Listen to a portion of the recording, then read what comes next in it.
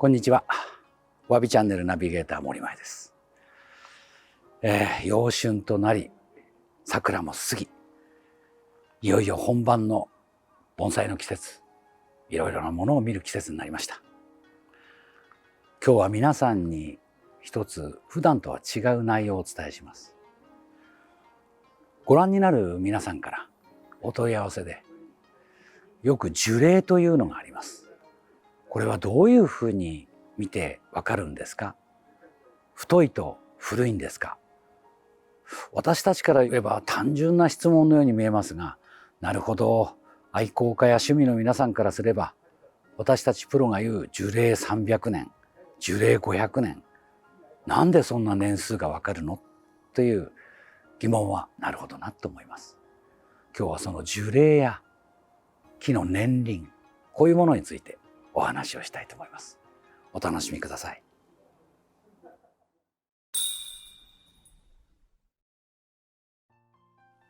今私の前にあるこの五葉松、私と並んでもどれだけ太く大きいものかがお分かりだと思います。この五葉松は今から6年前まで四国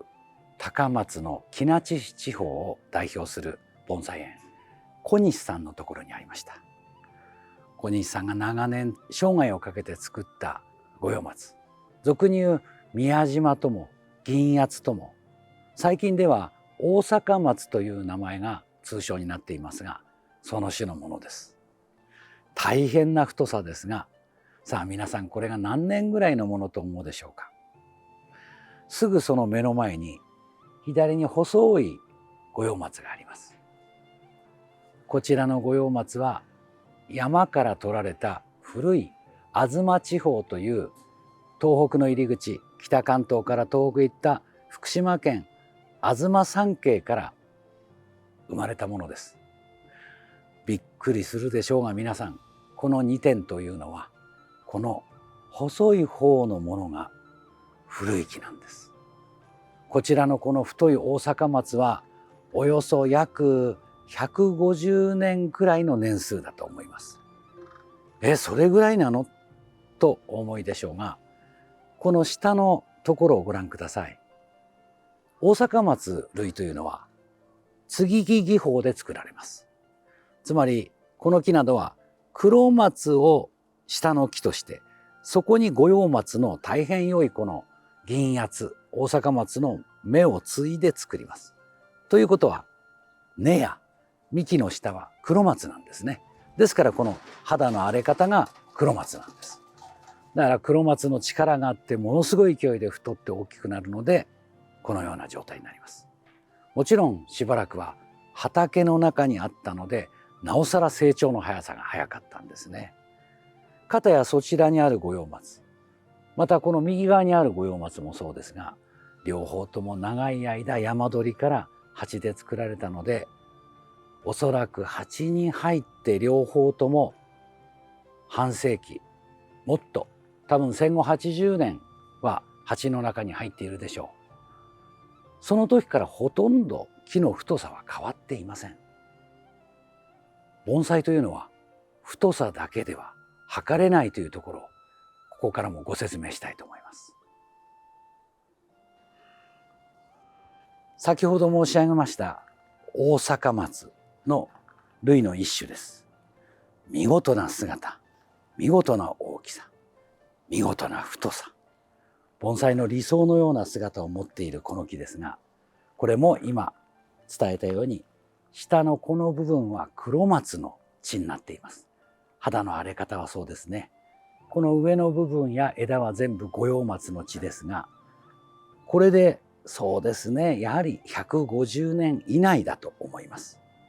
それでも今このような黒松の根をすることで、とても健康で健丈な盆栽となるので、世界各国でこの種が人気になっています。ですからこの大きさですと、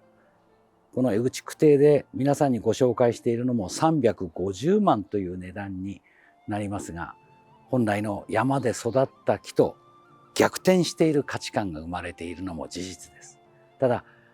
大阪松のこの類は黒松の根なんだな、それと一度畑で太らせてこうなったんだなっていうのを理解していただいて、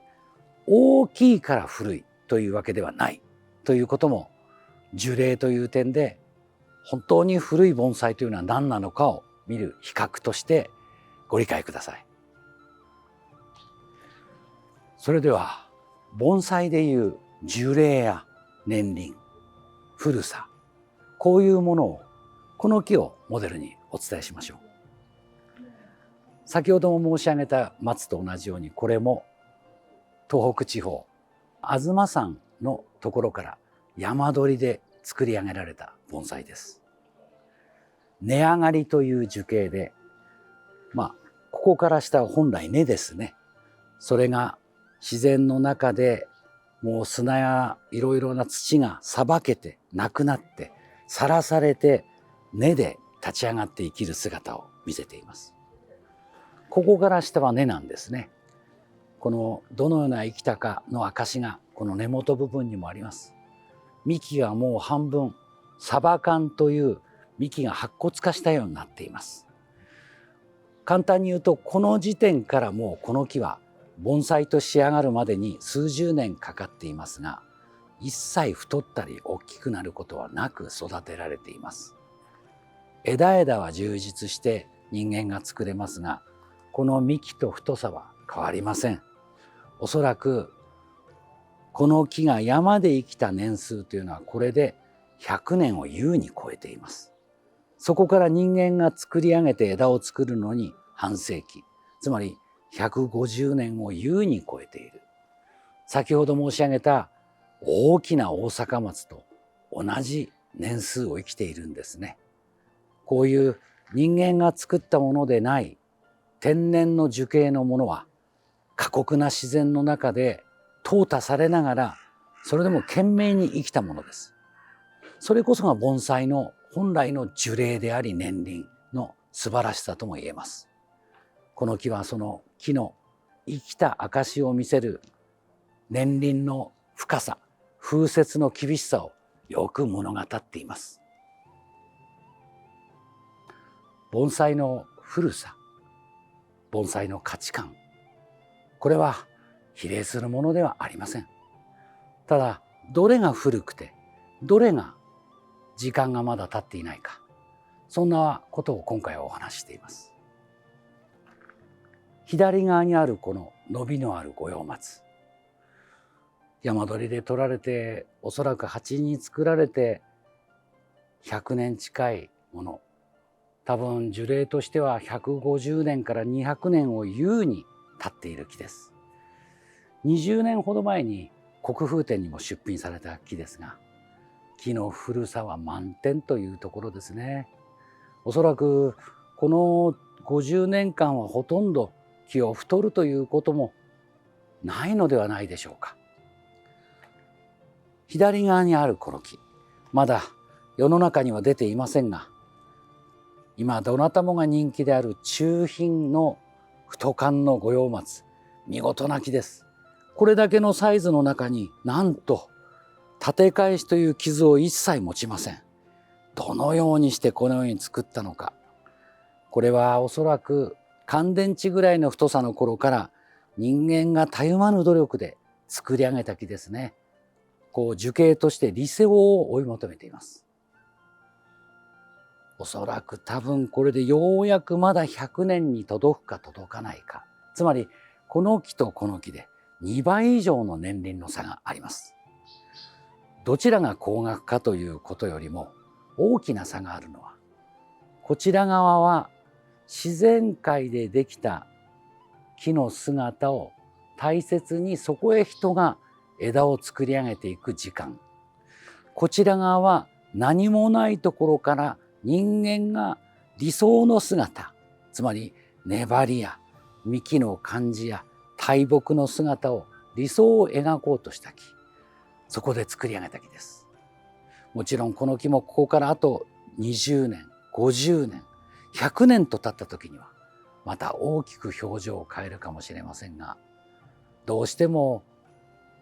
大阪松を中心にこのような未生の太寒の五葉松も今人気のあるものというものもありますが、やはり山鳥の時間が100年をまず優にジャンプとして超えてきているもの、そのものが今大変格安で流通しています。少しその盆栽の年輪を抱えたものの古さをもう一度見直すべきかと思います。ここから一つ、心拍というもののシャリを使って年輪の凄さというものもお話ししたいと思います。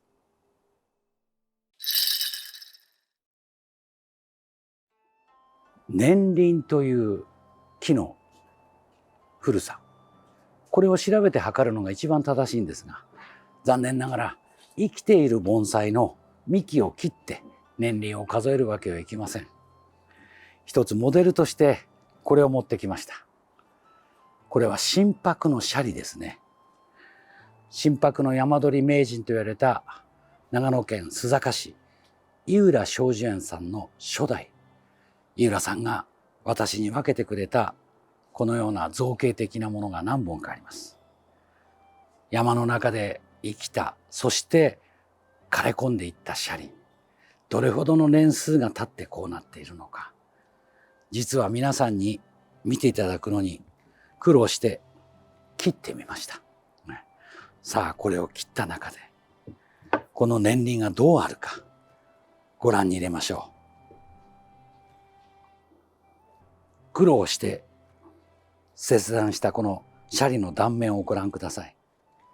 別の話になりますが、一つ皆さんに裏技のチェックポイントをお伝えします。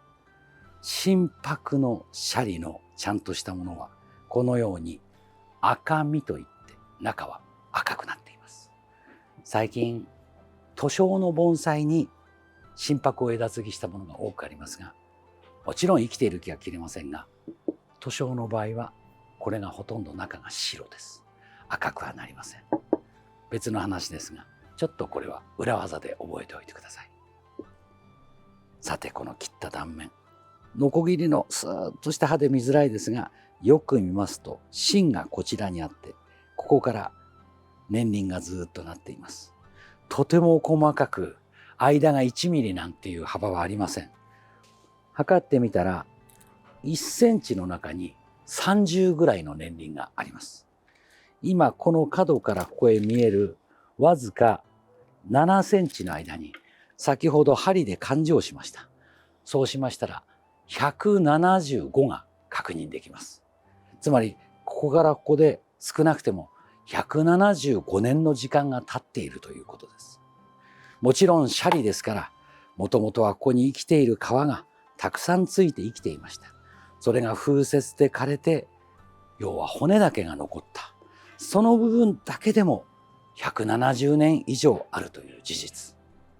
つまり過酷な自然の中でこのような人間が曲げたのでもない姿になるということは、それだけの苛烈な場所にあったということで、シャリカンを噛むような心拍の類などはどれほどの年数を経っているか計り知れず、人間が手で削ったシャリカンは生きている木ですから年数は少ないですが、自然にシャリとなって生き残った部分というのは、自然界の中ではこの太さで100年は優に超えるということが事実で、これも盆栽の樹齢の大切なポイントです。